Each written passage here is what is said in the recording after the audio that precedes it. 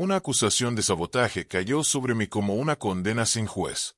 Me señalaron injustamente, pero la auditoría digital, una herramienta fría y precisa, reveló quién realmente estaba detrás de todo. Esta es la historia de cómo la verdad salió a la luz gracias a la tecnología y la justicia. Si alguna vez enfrentaste una acusación falsa o injusta, dale like, suscríbete y comenta tu experiencia. Aquí descubrirás que con pruebas digitales y paciencia, la justicia puede prevalecer. Soy Miguel, ingeniero en una planta industrial donde el tiempo se mide en ciclos de producción. Cada válvula tiene nombre y cada alarma, una causa que hay que perseguir hasta atraparla. Mi trabajo siempre fue meticuloso, procedimientos al pie de la letra, registros a la hora, y una obsesión saludable por dejar evidencia de cada cambio. Por eso, cuando una mañana me llamaron a la oficina del gerente de planta y me enfrentaron con un "tenemos motivos para creer que manipulaste los sistemas", sentí que el piso entero, cemento, barandas y ruido, se me venía encima. El supuesto sabotaje había ocurrido la noche anterior. Una secuencia de apertura de válvulas fuera de rango provocó una sobrepresión en un tramo del circuito. Se dispararon los alivios y perdimos materia prima. Las cifras eran grotescas, cientos de miles en pérdidas, horas de limpieza, auditorías por venir. Alguien había enviado, desde una estación de control, comandos que contradecían la lógica permisiva. Según el primer reporte, esos comandos estaban asociados a mi usuario. La injusticia fue un golpe seco. Sentí el peso en el pecho, un zumbido en los oídos y esa paranoia que te hace mirar de reojo hasta tu sombra. No era solo el miedo al despido, era la humillación de ver cómo la confianza construida con años se desarmaba en minutos. Caminé por la nave y noté el cambio.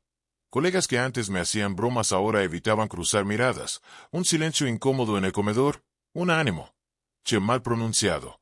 Mi jefe, con quien no siempre coincidía pero a quien respetaba, me miró con una mezcla de desdén y prudencia. Miguel, colabora. Si te equivocaste, es momento de decirlo. La frase me atravesó. No me había equivocado.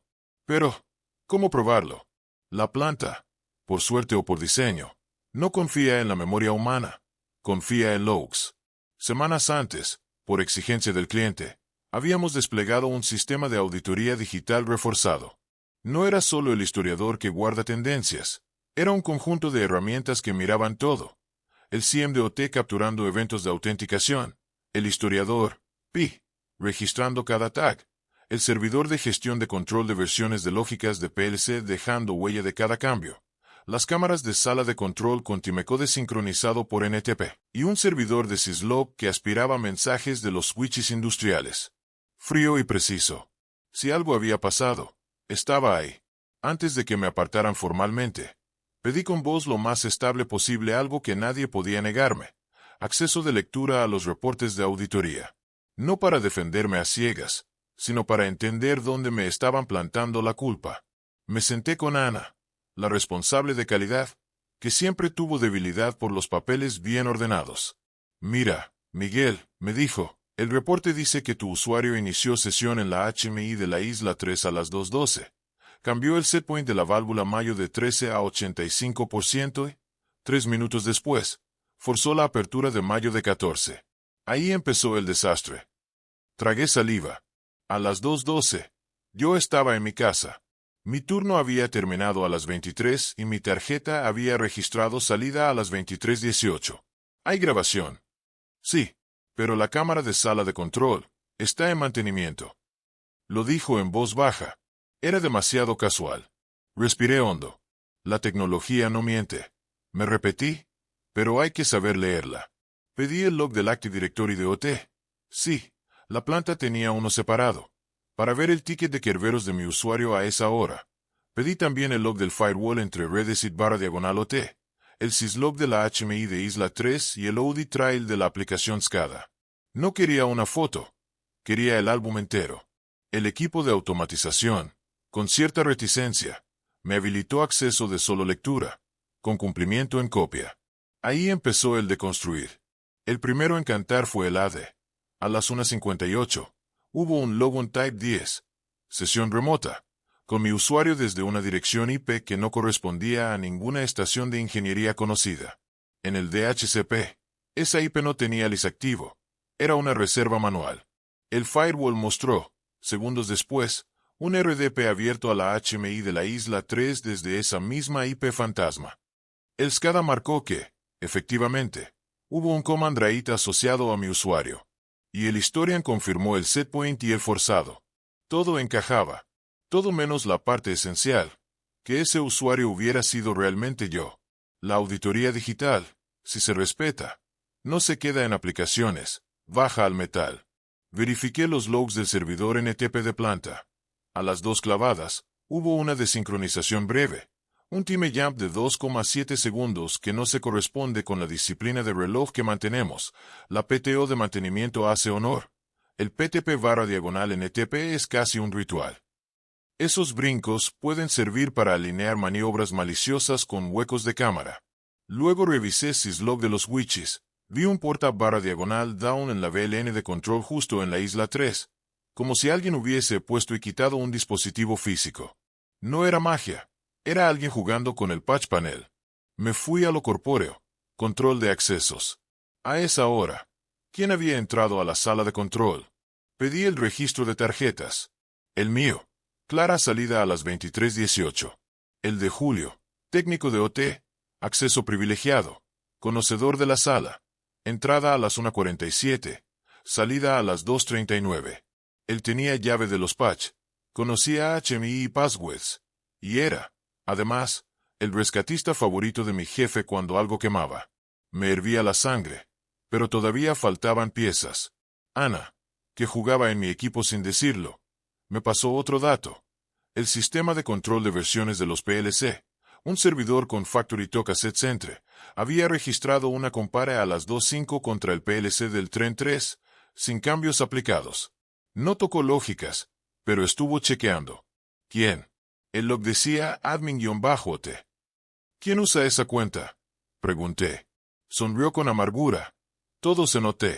Y eso es un problema.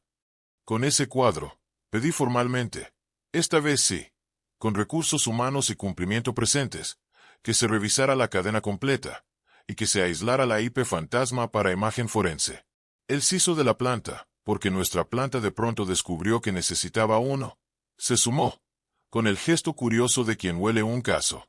La estación fantasma no estaba registrada, pero los logs de switch mostraban que el puerto donde se conectó correspondía a un punto de red bajo el escritorio de la HMI de Isla 3.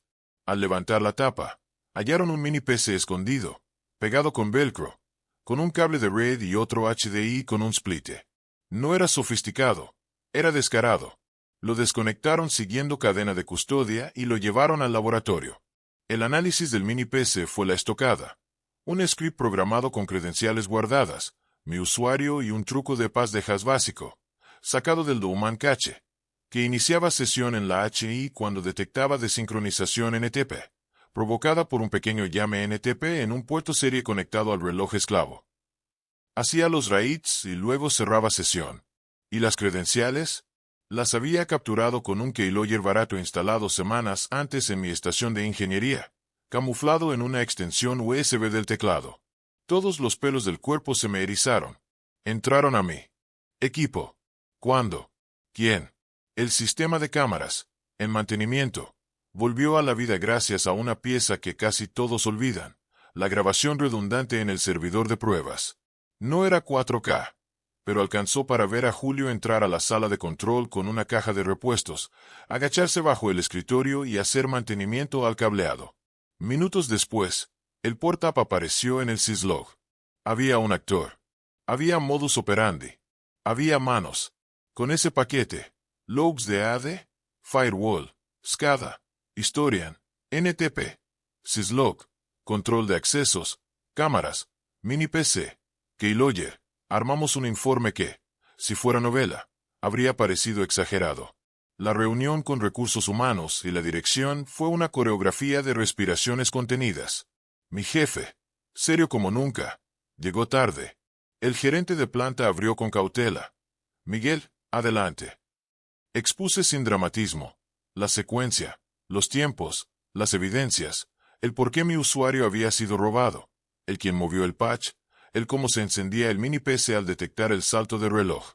A cada lámina, un suspiro. El CISO cerró con la frase que nadie en esa sala olvidará. La auditoría no opina. La auditoría muestra. Y esto muestra lo que muestra. La primera resolución fue obvia. Me levantaron la suspensión, me devolvieron el acceso y mandaron un correo a toda la planta informando que se descartaba cualquier implicación mía en el incidente. Esa frase, tan seca, me supo a agua en el desierto. La segunda resolución fue práctica. Apartaron a Julio preventivamente, con el protocolo que exige el sindicato. Él, al enterarse, rompió en una mezcla de risas nerviosas y negaciones. Por favor, Miguel me odia porque sabe que soy mejor. La teatralidad no cambió los Loucks. Hasta aquí, parece la historia clásica. El inocente se salva, el culpable cae, y todos volvemos a trabajar. Pero la reviravolta, la que explica por qué el mini PC estaba ahí y por qué alguien que no parecía tener tanto en juego se arriesgaba a tanto, llegó días después, cuando el proveedor del sistema de auditoría forense nos compartió un cruce que nadie esperaba. El mini PC no había sido comprado con tarjeta personal. Se había adquirido a través de una orden de compra interna, camuflada como equipo de diagnóstico en una partida de mantenimiento de redes, autorizada por mi jefe. El mismo jefe que me había mirado con desdén, el mismo que decía que colaborara si me había equivocado. El mismo que, en reuniones de presupuesto, había defendido con uñas y dientes la tercerización de una parte del mantenimiento, argumentando que los ingenieros de planta se creen intocables. La auditoría de compras tiró del hilo. 3 órdenes de compra a la misma empresa de diagnósticos, cuyo dueño, sorpresa, era cuñado del jefe de mantenimiento que reportaba a mi jefe. No había transferencias millonarias, había goteo fino. El CISO, con ese olfato que se cultiva con años de mirar pantallas, cruzó accesos físicos, ubicaciones de celulares corporativos y registros de VPN. La noche del sabotaje, el móvil de mi jefe salió de su casa a la 1:30. Entró por la puerta de personal a la 1:55. No con su tarjeta, con la de invitado que a veces se presta en eventos, y luego desapareció del sistema de localización por un rato que coincide con el time jump. A las 2:41, el móvil volvió a aparecer y salió de planta. Nadie lo vio, porque nadie miró. Nadie miró, porque nadie imaginaba que llegaría tan alto.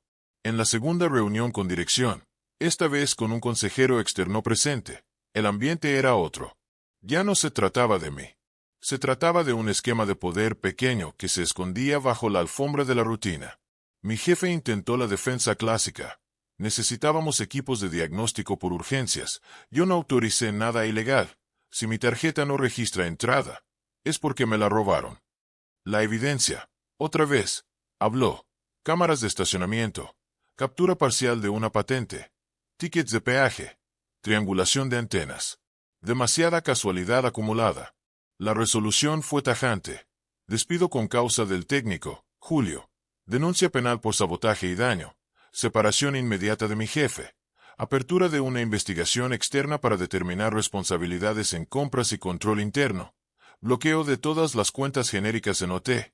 Rotación de credenciales. Y, quizás lo más importante, creación de un comité de integridad tecnológica con independencia de la línea operativa.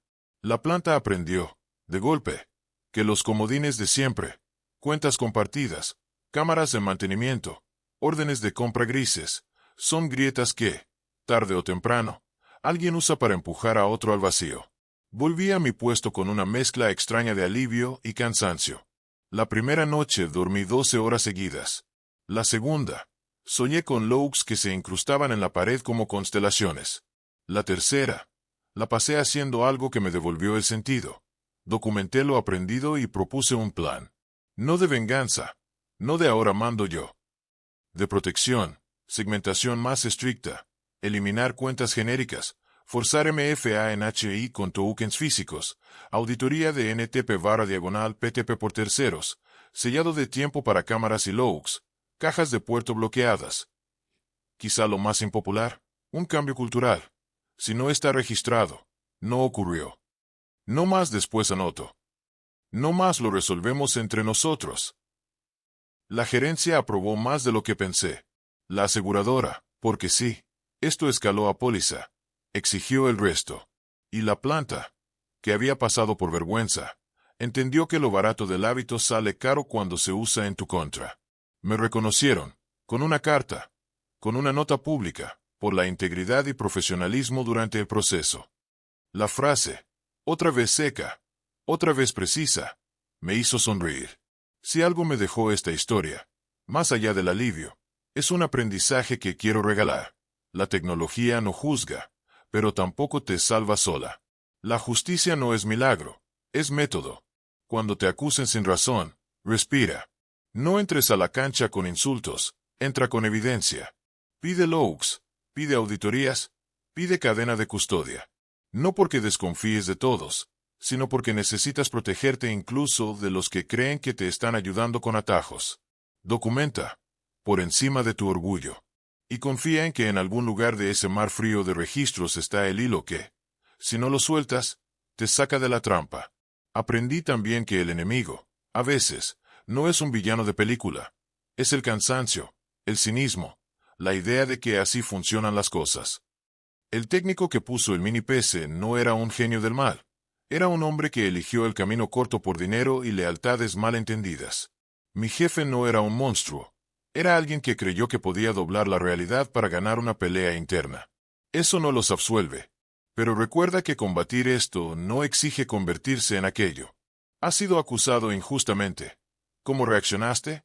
Cuéntame en los comentarios. Dale like y suscríbete para más historias donde la verdad y la tecnología se unen para hacer justicia.